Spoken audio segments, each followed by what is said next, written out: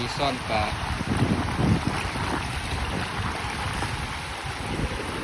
เอาวิ่งตรงไปลุ่มเนาะละมางหิน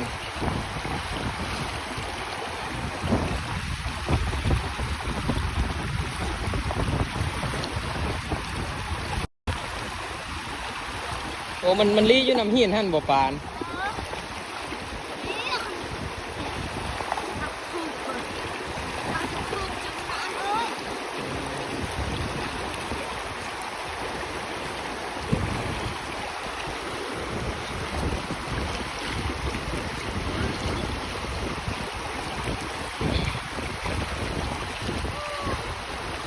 ได้บ่อนโอ้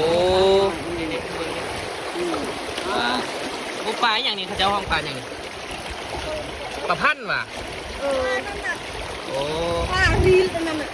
กบเจ้าปลา ปลาพันธุ์ เออ